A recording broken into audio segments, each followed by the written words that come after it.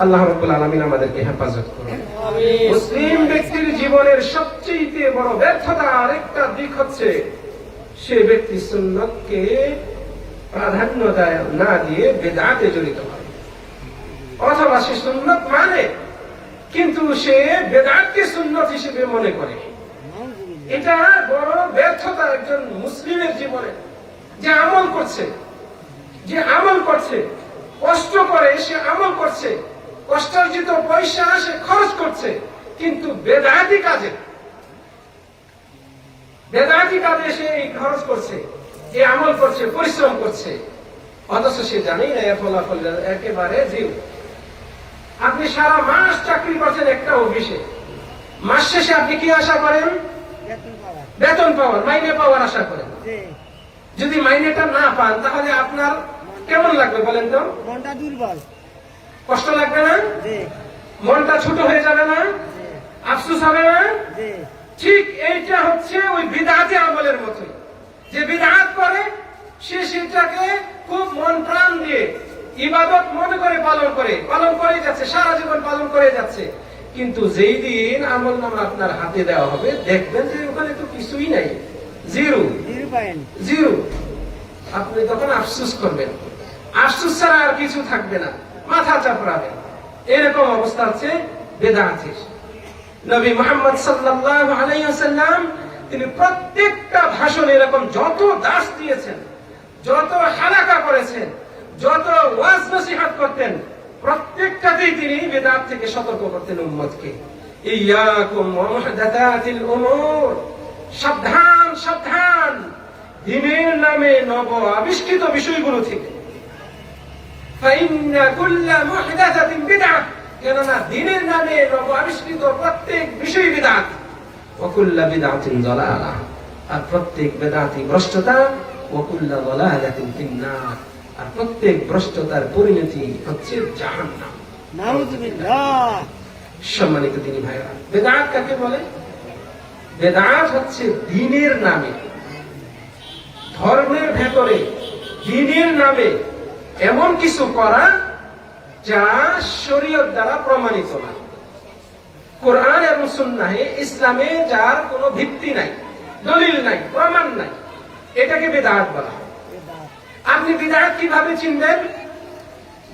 বিদআতকে চেনার সূত্র মনে রাখবেন। বিদআতকে চেনার সূত্র হচ্ছে যে ব্যক্তি এমন ইবাদত করছে যে ইবাদত না নবী সাল্লাল্লাহু আলাইহি ওয়াসাল্লাম পালন করেছেন, না তার সাহাবারা করেছেন। না নবী সাল্লাল্লাহু আলাইহি ওয়াসাল্লাম করেছেন, না সাহাবাগণ বিশেষ করে খুলাফা রাশিদিনগণ করেছেন। এইরকম ইবাদত সেটা কথার মাধ্যমেও হতে পারে, কাজের মাধ্যমেও হতে পারে, বিশ্বাসের মাধ্যমেও হতে পারে, অথচ সেগুলো পালন করছে ধর্মের নামে। এগুলোকেই বিদআত বলা হয়। আপনি এইভাবে চিনবেন। কাজে এই যে আমি হাতে ঘড়িটা দিছি, নবী সাল্লাল্লাহু আলাইহি ওয়াসাল্লাম তো ঘড়ি পরতেন না। আমি যে মোবাইলটা ব্যবহার করতেছি, এটা তো নবী সাল্লাল্লাহু আলাইহি ওয়াসাল্লাম ব্যবহার করতেন না। এই যে মাইকে ওয়াজ করতেছেন, এই মাইকে আযান দিচ্ছেন, এটা তো নবীর জামানায় ছিল না।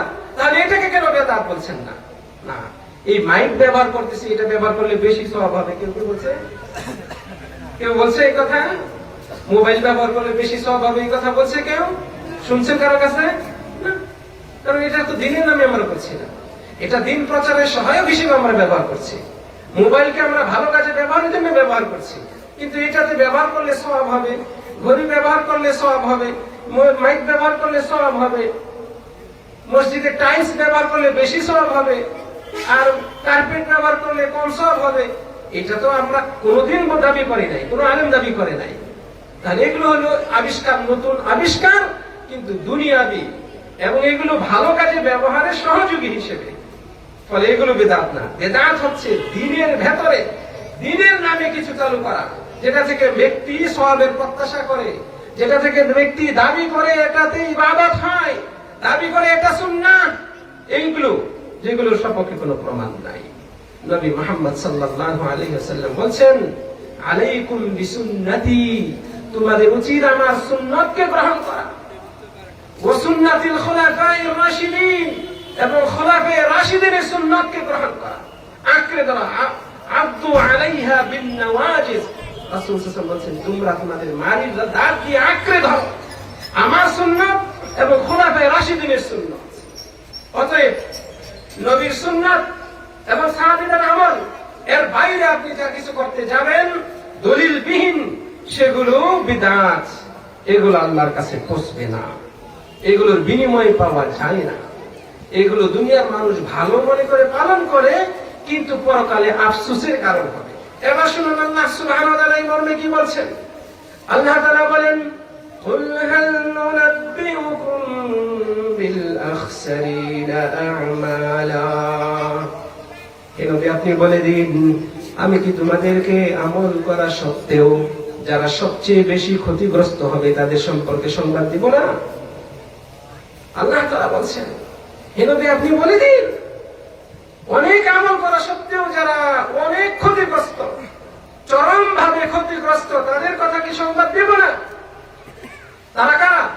আল্লাযীনা যাল্লা সা'য়ুহুম ফিল হায়াতিদ দুনিয়া, যারা হায়াতুদ দুনিয়া মানে পার্থিব জীবনে অনেক আমল করেছে, তাদের এই আমলগুলো বরবাদ হয়ে গেছে। আল্লাযীনা যাল্লা সা'য়ুহুম, যাদের চেষ্টা প্রচেষ্টা মানে আমল এগুলো বরবাদ হয়ে গিয়েছে, ফিল হায়াতিদ দুনিয়া, দুনিয়াবী জীবনের এই আমলগুলো। ওয়া হুম ইয়াহসাবুনা আন্নাহুম ইউহসিনুনা সুনআ, এই আমলগুলো করার সময় তারা ধারণা করেছিল, তারা বিশ্বাস করত যে আমরা এই আমলগুলো যা করছি এগুলো তো ভালো আমলই করছি। ফলে বিদআতি যে বিদআত করছে সে তো ভালো মনে করেই করছে, কিন্তু এগুলোকে আল্লাহ রাব্বুল আলামিন একেবারে বরবাদ করে দিবেন। ফলে এটা তার আফসোসের কারণ হবে। শুনে আশ্চর্য হবেন, পৃথিবীতে একটা অপরাধ রয়েছে, যেই অপরাধটাকে শয়তান অন্যান্য সব অপরাধের চেয়ে বেশি পছন্দ করে। মনে হয় বুঝাইতে পারি না।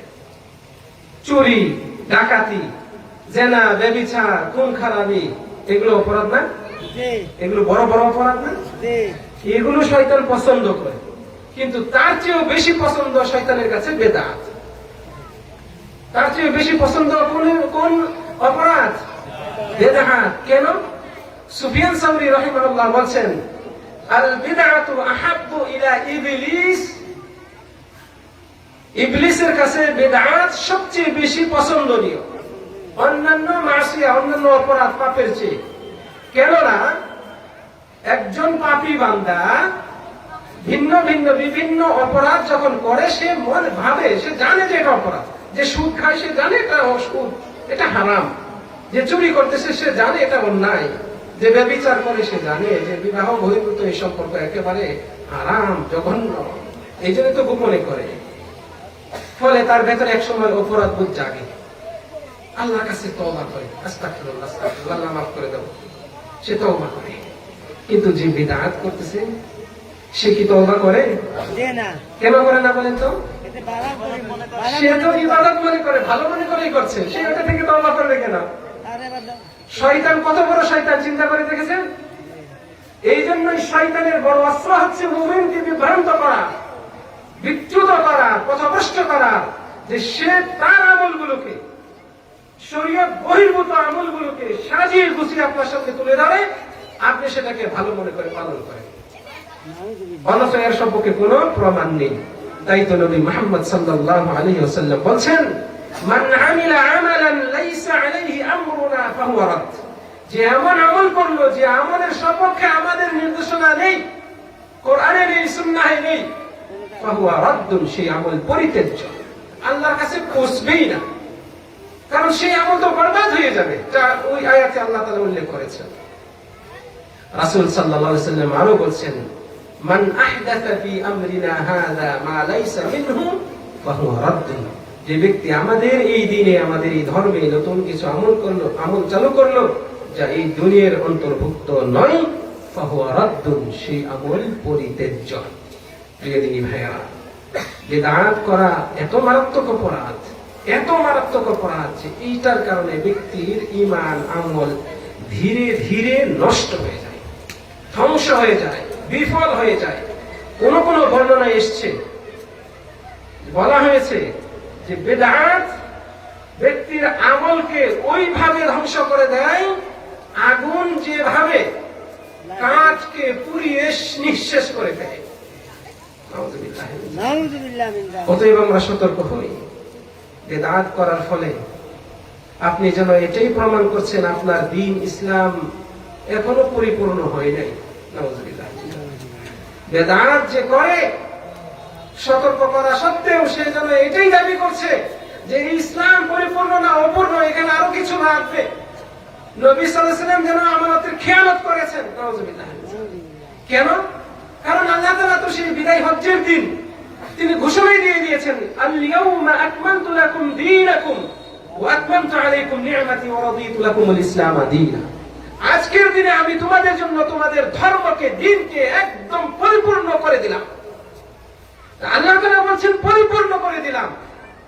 আর পরিপূর্ণের অর্থ হচ্ছে যে এইখানে আর সংযোজন, কিছু ঢুকানো, বিয়োজন, এখান থেকে কিছু ডিলিট করা, বাদ দেওয়ার কোনো সুযোগ নেই। এটার নাম হচ্ছে পরিপূর্ণতা। ফলে একজন বিদআতি বিদআত করার মাধ্যমে যেন এই দাবি করছে যে শরীয়তে কিছু সংশোধন করার সুযোগ আছে, অপূর্ণ। নাউযুবিল্লাহ। চিন্তা করেছেন কত বড় অপরাধ হতে পারে এর মাধ্যমে? কোরআনকে অস্বীকার করার শামিল হয়, আল্লাহর কথাকে মিথ্যা দাবি করা হয়। বেদাত এতই মারাত্মক যে এর মাধ্যমে স্বয়ং নবী মুহাম্মদ সাল্লাল্লাহু আলাইহি ওয়াসাল্লামের সাথে শত্রুতা করা হয়, নবী মুহাম্মদ সাল্লাল্লাহু আলাইহি ওয়াসাল্লামের সুন্নাতকে অ্যাভয়েড করা হয়, গুরুত্বহীন দাবি করা হয়। কারণ সুন্নতের পরিপন্থী হচ্ছে বিদআত, সুন্নতের বড় শত্রু হচ্ছে বিদআত, সুন্নতের অপোজিট হচ্ছে বিদআত। যেমন তাওহীদের অপোজিট হচ্ছে শিরক, তেমনি সুন্নতের অপোজিট হচ্ছে বিদআত। আল্লাহ রাব্বুল আলামিন নবী সাল্লাল্লাহু আলাইহি ওয়াসাল্লামকে যে উদ্দেশ্যে প্রেরণ করেছেন, আপনি সেই উদ্দেশ্যকে চ্যালেঞ্জ করছেন এই বিদআত করার মাধ্যমে। আপনি ভাবলে অবাক হবেন এই বিদআত কত বড় অপরাধ। যে নবী মুহাম্মদ সাল্লাল্লাহু আলাইহি ওয়াসাল্লাম সুন্নাত নিয়ে এসেছেন, বিদায় হচ্ছে অর্থহীন ভাষায় ঘোষণা করলেন, দুইটা জিনিস তোমাদেরকে দিয়ে যাচ্ছি, এই দুইটা জিনিস মেনে চলো, পশ্চিমকালেও তোমরা পথভ্রষ্ট হবে না। এক কিতাব আল্লাহ, আর এক হচ্ছে সুন্নতি, আমার সুন্নাত। আপনি সেই সুন্নাতকে চ্যালেঞ্জ শুনে বিদআতে আসক্ত। নবী সাল্লাল্লাহু আলাইহি ওয়াসাল্লাম পালন করেন নাই, আপনি পালন করছেন তার নামে। আপনি যে বেশি দিন বুঝেন, সাহাবারা পালন করেন নাই, আপনি পালন করছেন। আপনি যে সাহাবীদের চেয়ে বেশি আমলদার, আপনি কি এই কথায় খুশি হতে পারেন? অসম্ভব। কোন মুমিন হতে পারে না। নাউযুবিল্লাহ। কোন মুমিন এরকম ভাবতেই পারে না। তাহলে যে আমলটা সাহাবারা করে নাই, আপনি কেন করছেন? যে আমলটা নবী সাল্লাল্লাহু আলাইহি ওয়াসাল্লাম দেন নাই, আপনি কেন নবীর নামে পালন করছেন? আপনার কি বুক কাঁপে না? আপনি নবীর উম্মত দাবি করেন, নবীকে মহব্বত করেন দাবি করেন, অথচ নবীর সাথে আপনি দুশমনী আচরণ করছেন, বেয়াদবি আচরণ করছেন।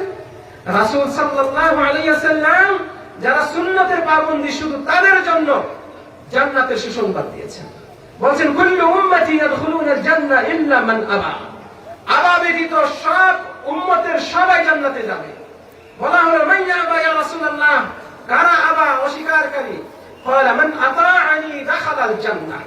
যারা আমার অনুসরণ করে, আনুগত্য করে, সুন্নাত মেনে চলে, তারা জান্নাতে যাবে।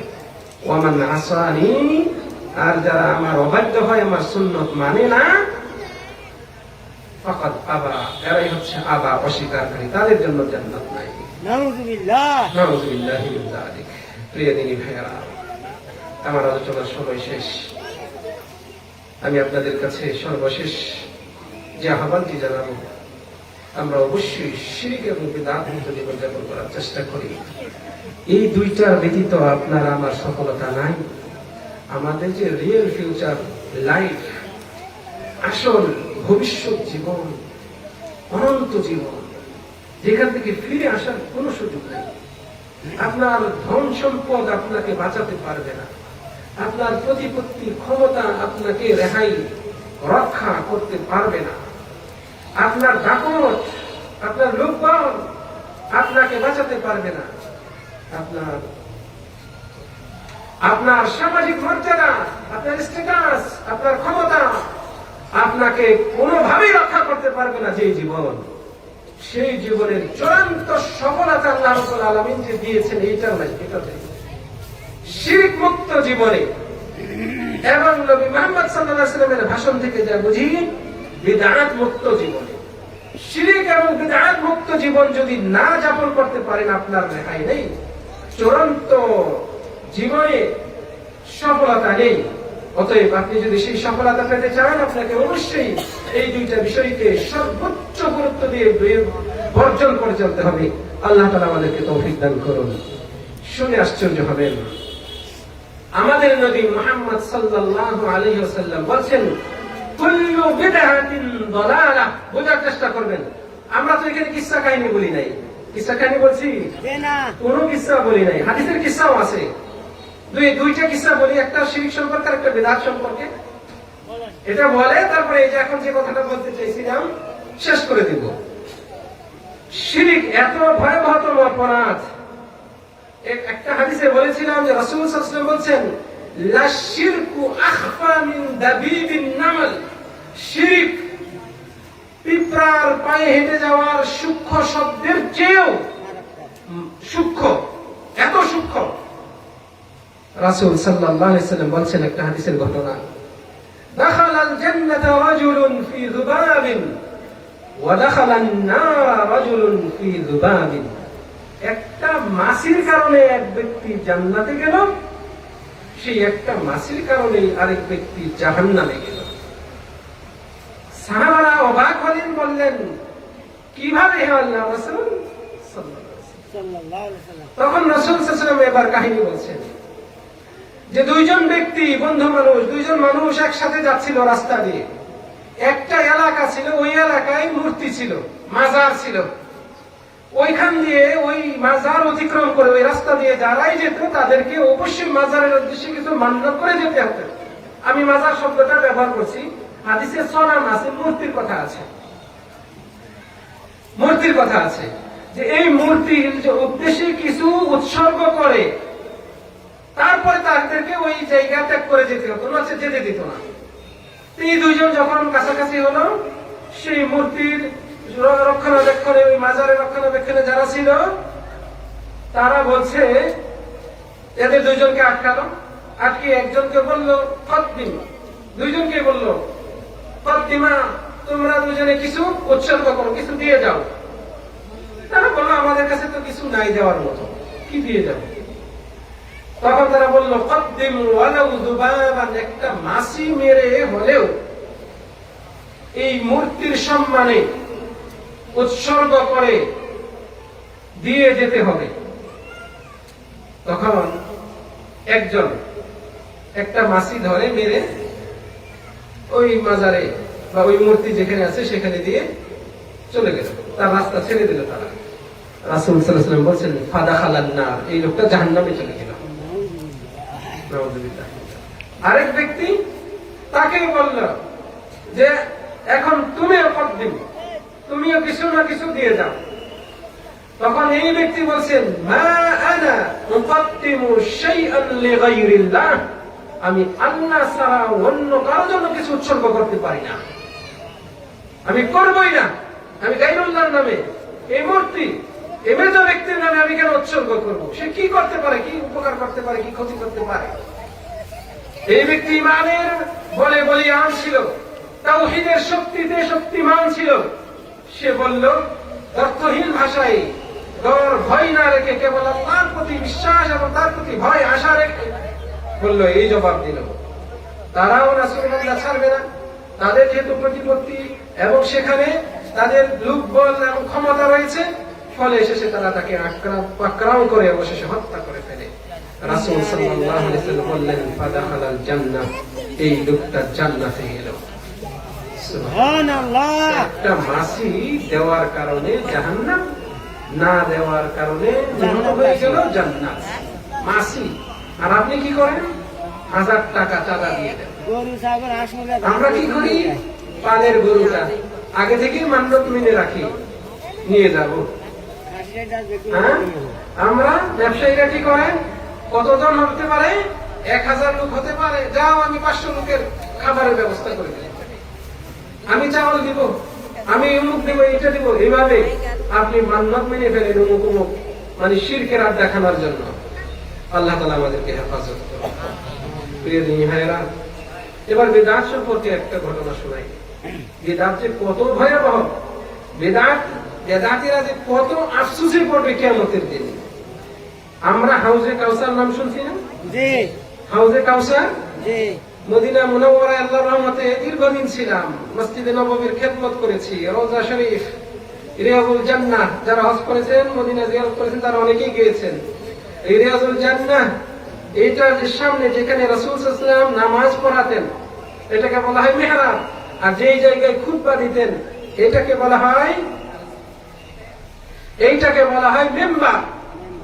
রাসূল সাল্লাল্লাহু আলাইহি ওয়াসাল্লাম বলছেন, মা বাইনা বাইতি ওয়া মিম্বারি রাউদাতুম মিন রিয়াদিল জান্নাহ, আমার বাড়ি থেকে আমার মিম্বার পর্যন্ত এর মধ্যবর্তী স্থান হচ্ছে জান্নাতের বাগান। সুবহানাল্লাহ। ওয়া মিম্বারি আলা হাউদি, আমার মিম্বার হচ্ছে আমার হাউজের উপর। রাসূল সাল্লাল্লাহু নিজের দিকে ইঙ্গিত করে বলছেন, মানে হাউজে কাউসারের উপর।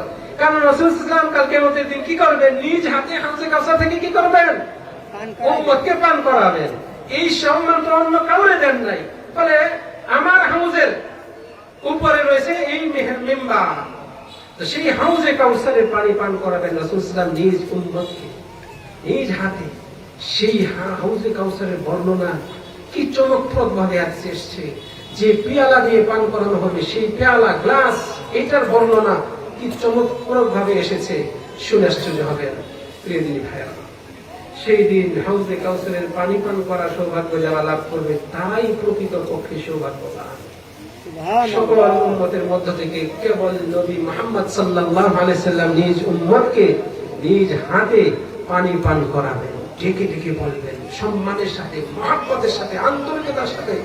একজন বাবা যেমন তার সন্তানকে, মা যেমন তার সন্তানকে মহব্বত, ভালোবাসা, আন্তরিকতা, সর্বোচ্চ ভালোবাসা দিয়ে খাওয়ায়, পান করায়, ঘুম পাড়ায়, দেখভাল করে, এর চেয়েও বেশি মহব্বত নবী মুহাম্মদ সাল্লাল্লাহু আলাইহি ওয়াসাল্লাম রাখবেন তার উম্মতের।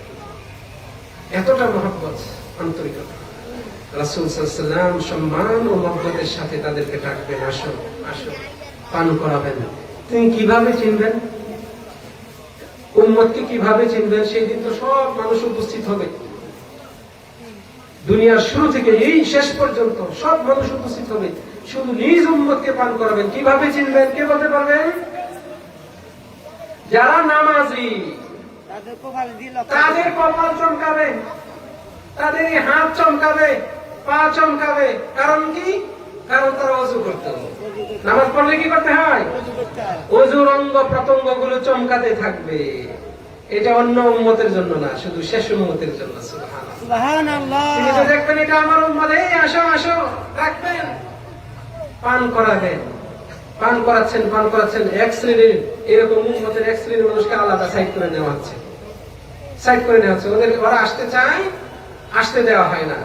নবী সাল্লাল্লাহু আলাইহি ওয়াসাল্লাম বলেন, তাদেরকে কেন বাধা দেওয়া হচ্ছে? এরা তো আমার উম্মত, মানে তারা নামাজ পড়ছে, নামাজের কারণে হাতগুলো চমকাচ্ছে, ওযু করেছিল যেহেতু, কপাল থেকে শুভ্রতা আসছে, উজ্জ্বলতা রয়েছে, দেখে চিনবেন এরা তো আমার উম্মত, বাধা দেওয়া হচ্ছে কেন?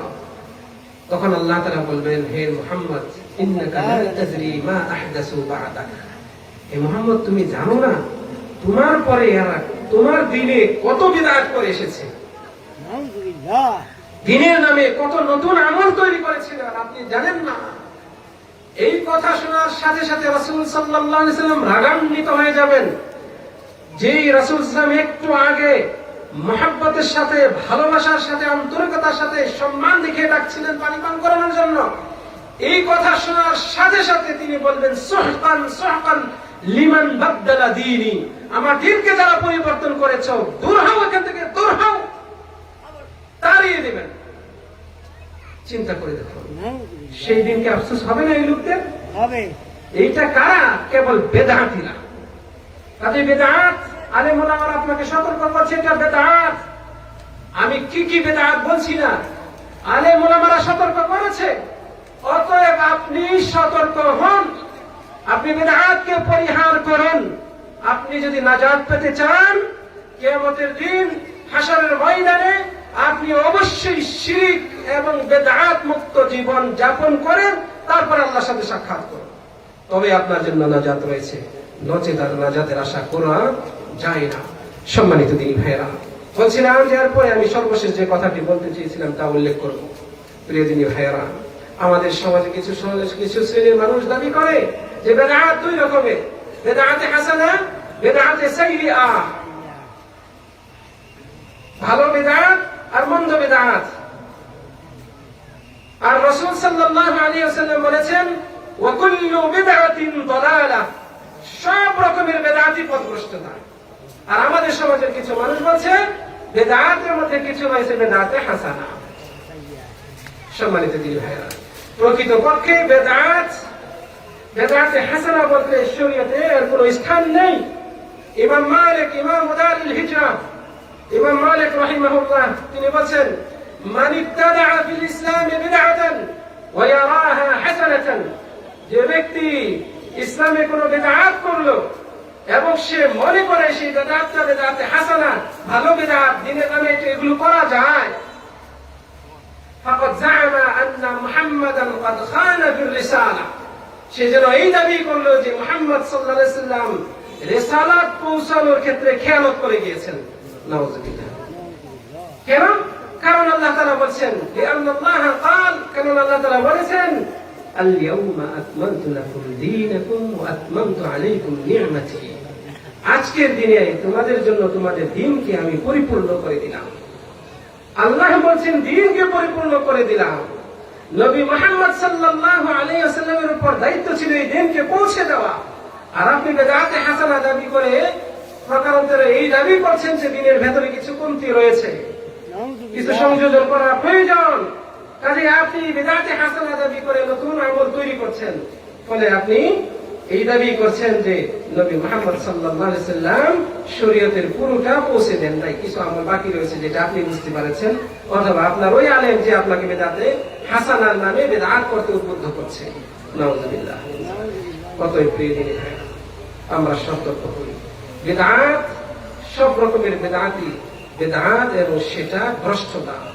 আল্লাহ রাব্বুল আলামিনের কাছে আমাদের আজকের এই সংক্ষিপ্ত আলোচনা শেষে কামনা করি রব্বুল আলামিন আমাদেরকে কোরআন এবং সুন্নাহের উপর আমল করার তৌফিক দান করুন, শিরক মুক্ত বিদআত মুক্ত জীবন যাপন করার তৌফিক দান করুন, ঈমানের সাথে তাওহীদের উপর বিচলতার সাথে সুন্নাতের উপর বিচলতার সাথে রব্বুল আলামিন আমাদেরকে তার সাথে সাক্ষাৎ করার তৌফিক দান করুন। আমি সর্বশেষ অংশে কামনা করি রব্বুল আলামিন আজকের এই মাহফিল যারা আয়োজন করেছেন, এত সুন্দর পরিবেশ এখানে দিয়েছেন, যারা শ্রম দিয়েছেন, অর্থ দিয়েছেন, বিভিন্ন দিক থেকে পরিশ্রম করেছেন, অংশগ্রহণ করেছেন, রব্বুল আলামিন সকলকে উত্তম বিনিময় দান করুন। وما علينا إلا البلاغ. بارك الله لي ولكم في القرآن العظيم ونفعني وإياكم بما فيه من الآيات والذكر الحكيم إنه تعالى جواد كريم. السلام عليكم ورحمة الله وبركاته. ما شاء الله، جزاك الله خيرا وأحسن الجزاء. بارك